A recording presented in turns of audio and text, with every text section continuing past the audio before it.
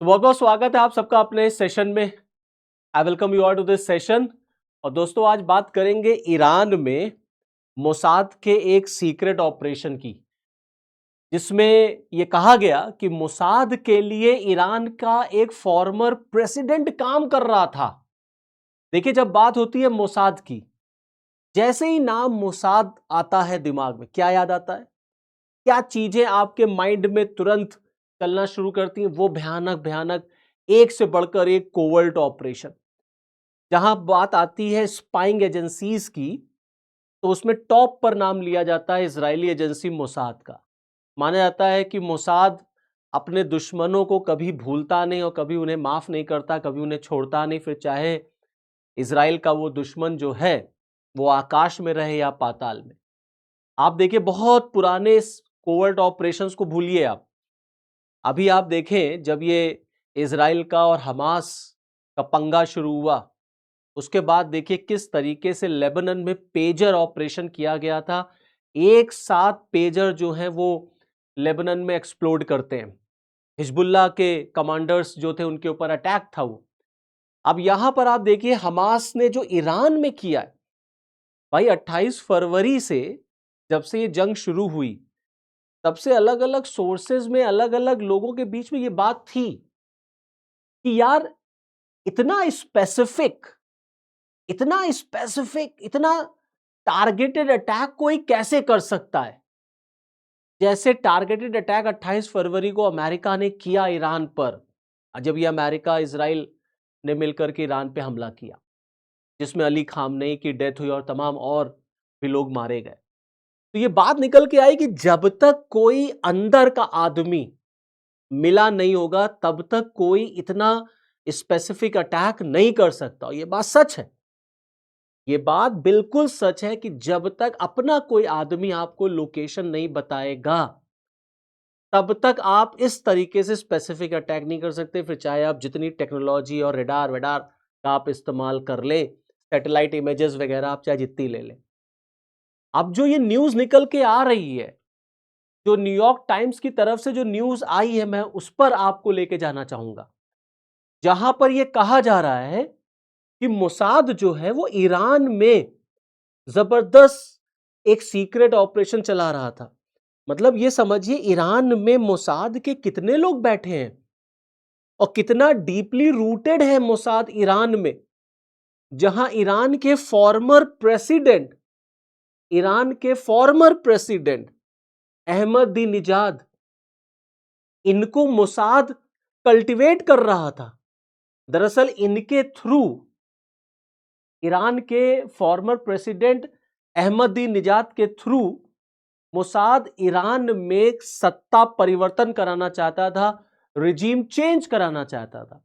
भाई 28 फरवरी से जब झगड़ा शुरू हुआ, जब लड़ाई शुरू हुई, तो इसका एक एंगल यह भी था ना कि अमेरिका और इजराइल चाहते हैं कि ईरान में रिजीम चेंज हो जाए। अब ये रिजीम चेंज कैसे होगा? तो इसके लिए मोसाद ने अपने पासे बिछाना शुरू किया। और ईरान में आज भी एक के बाद एक चीजें निकल करके आ रही कि अच्छा ये व्यक्ति मोसाद के लिए काम करता था, अच्छा ये व्यक्ति मोसाद के लिए काम करता था। अब देखिए, थ्योरी निकल के आई है कि ईरान का जो फॉर्मर प्रेसिडेंट है वो भी मोसाद के लिए काम कर रहा था। इसका मतलब है कि ईरान में ये मोसाद कितना डीपली, इसकी जड़ें कितनी गहरी हैं मोसाद की ईरान में। तो मोसाद, मैं आपको बता दूं, मोसाद जो है ना वो इसीलिए जाना ही जाता है। उसके काम करने का जो स्टाइल है मोसाद का, वो बिल्कुल ऐसा ही है। 2005 से लेकर के 2013 तक अहमद निजाद जो थे ये ईरान के राष्ट्रपति थे। अब ये राष्ट्रपति जब वहां से हटे, और ये कह लीजिए, आप देखिए ये न्यूयॉर्क टाइम्स की ये रिपोर्ट जो मैं आपको बता रहा था, जब ये न्यूज न्यूयॉर्क टाइम्स में आई तो अहमद निजाद को इस समय हाउस अरेस्ट कर लिया गया है। और न्यूयॉर्क टाइम्स ये क्लेम कर रहा कि अहमद निजाद जो थे वो मोसाद के कांटेक्ट में थे, वो मोसाद के लिए काम कर रहे थे। अब इसमें कितनी सच्चाई है देखिए, अभी ईरान की तरफ से कोई ऑफिशियल स्टेटमेंट इस पर नहीं आया। ये न्यूयॉर्क टाइम्स, ये अमेरिका ऐसा दावा कर रहा है कि फॉर्मर प्रेसिडेंट ऑफ ईरान दरअसल अमेरिका और इजराइल के लिए काम कर रहे थे। हालांकि अब इसको ईरान के लोग इसको डाइजेस्ट कर पाएंगे कि नहीं कर पाएंगे, दैट्स अ डिफरेंट थिंग, लेकिन ये बात सच है कि ईरान में खुद ईरान के ही कई दुश्मन बैठे हैं।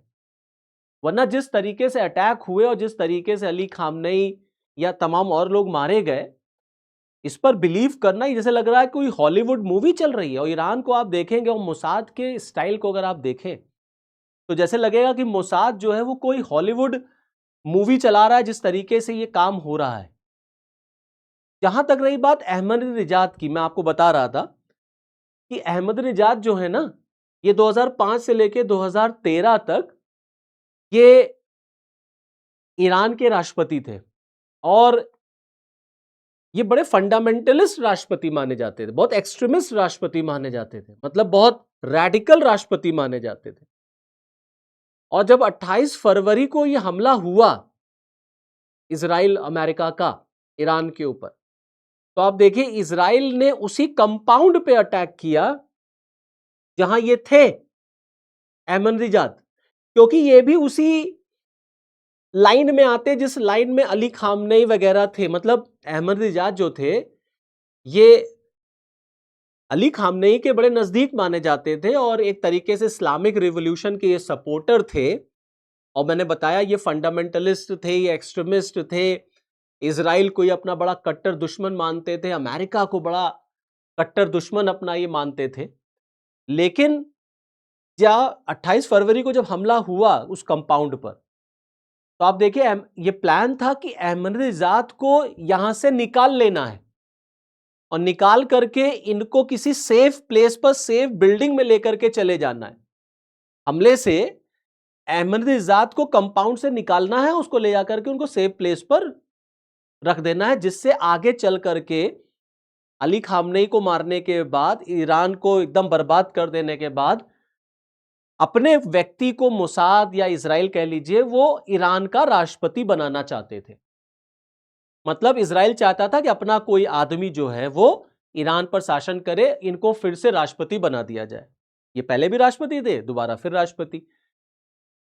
जब ये पहली बार राष्ट्रपति बने और जब इनका कार्यकाल खत्म हुआ तो इन्होंने कई बार राष्ट्रपति बनने की इच्छा जाहिर की, लेकिन यह माना गया कि अली खामनेई ने इनका विरोध किया। अब मोसाद ने इनको कैसे सेट किया, कैसे इनको खरीदा, कुछ कमजोरियां मोसाद को लगी होंगी इनके हाथ। ये बात निकल के आ रही है कि इनकी लगातार मीटिंगें जो हैं वो हो रही थी मोसाद से। मैंने बताया ना ये मोसाद के कांटेक्ट में थे और दूसरे अलग अलग देशों में ये जाते थे, वहां पर क्लाइमेट चेंज पर लेक्चर देने, क्लाइमेट चेंज से रिलेटेड सेमिनार को अटेंड करने। जैसे बुडापेस्ट चले गए, ग्वाटेमाला चले गए ना। ग्वाटेमाला के अगर मैं बात बताऊं तो ग्वाटेमाला के बड़े अच्छे संबंध हैं इजराइल से, और क्योंकि ये फॉर्मर राष्ट्रपति थे तो जहां भी जाते थे आईआरजीसी वाले इनको ऐसे घेरे रहते थे, बड़ी सिक्योरिटी में रहते थे। शक कब हुआ? शक तब हुआ, माथा तब टनका जब इतनी हाई सिक्योरिटी के बाद भी बिना सिक्योरिटी पर्सनल्स को बताए ये एकाएक गायब हो जाते थे। 10 मिनट के लिए गायब हो गए, 20 मिनट के लिए गायब हो गए।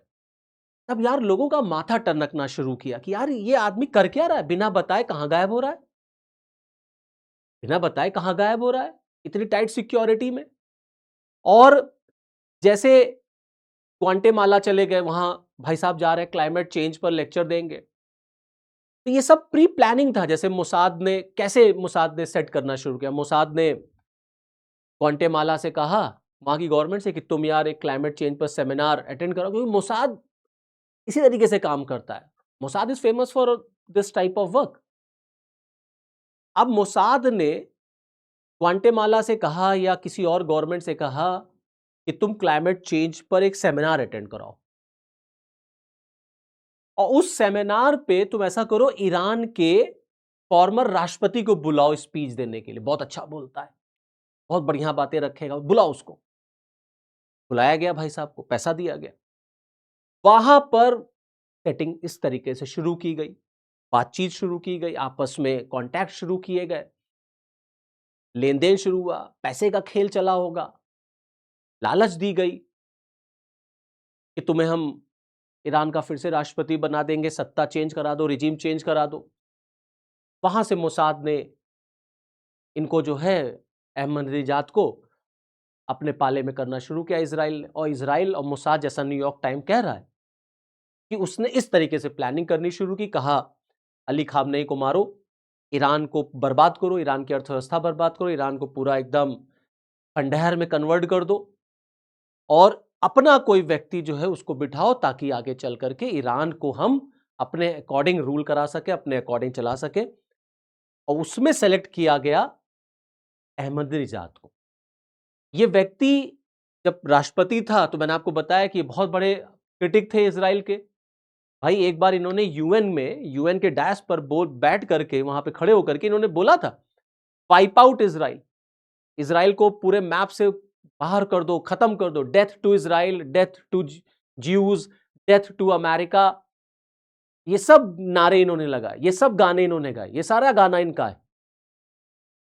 जबरदस्त दुश्मनी इन्होंने दिखाई इजराइल से। बहुत बड़े, मतलब एक कट्टर नेता की इनकी इमेज थी, एक फंडामेंटलिस्ट नेता, इजराइल के आलोचक। इजराइल को इस दुनिया में नहीं रहना चाहिए, इजराइल को मैप पे नहीं रहना चाहिए, यहूदियों को मार डालो, यहूदियों को खत्म कर दो, अमेरिका को खत्म कर दो। और इन्हीं के कार्यकाल में ईरान में न्यूक्लियर प्रोग्राम शुरू हुआ। न्यूक्लियर प्रोग्राम, तो ईरान के न्यूक्लियर प्रोग्राम पर भी ये सरेंडर करने को बिल्कुल तैयार नहीं थे। इनका मानना था कि Iran will not surrender its nuclear programme.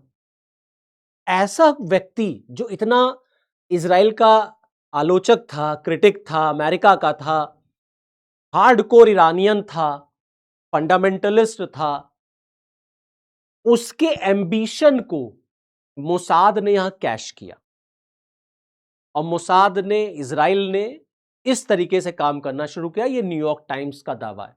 अब इसमें कितनी सच्चाई है ये आगे पता चलेगा, क्योंकि ईरान की तरफ से कोई ऑफिशियल स्टेटमेंट नहीं आया है। लेकिन अगर ये है, सच है अगर, तो ये वाकई में बहुत बड़ा खतरा है ईरान के लिए। क्योंकि ईरान को केवल अमेरिका से और इजराइल से नहीं लड़ना है, बल्कि ईरान को पहले अपने देश के अंदर बैठे लोगों से ही लड़ना है। क्योंकि मोसाद ने जिस तरीके से ईरान में अपने पैर जमाए हुए हैं, पहले तो चुन चुन करके उन्हें आप निकालिए, उन्हें आइडेंटिफाई करिए, तब आप अमेरिका और इजराइल से लड़ पाएंगे। तो पहले तो ईरान को मोसाद से निपटना है, तब कहीं जाकर के ईरान अमेरिका और इजराइल को काउंटर कर पाएगा, टक्कर दे पाएगा। तो मोसाद ने जिस तरीके से फॉर्मर प्रेसिडेंट ऑफ ईरान को सेट किया और एक ऑपरेशन, एक सीक्रेट ऑपरेशन चलाया, अपना आदमी उन्होंने उसने बना लिया अहमदीनेजाद को, ये बहुत बड़ा सिग्नल है। और ये ईरान के लिए बहुत खतरे की बात है कि ईरान में ना जाने ऐसे कितने मोसाद के एजेंट इस समय ईरान में काम कर रहे हैं। तो पहले ईरान को इस पर आइडेंटिफाई करना चाहिए, इस पे काम करना चाहिए, तब जाकर के ईरान कहीं अमेरिका और इजराइल से लड़ पाएगा। तो चलिए फिर जैसा होगा आगे, जो भी अपडेट आएगा इजराइल की तरफ से, ईरान की तरफ से जो भी ऑफिशियल स्टेटमेंट आएगा ईरान की तरफ से, तो उस पर तुरंत मैं आपसे जुड़ूंगा, आपको अपडेट करता रहूंगा। तो this is all from this video. Next video के साथ फिर मिलूंगा, तब तक के लिए जय हिंद।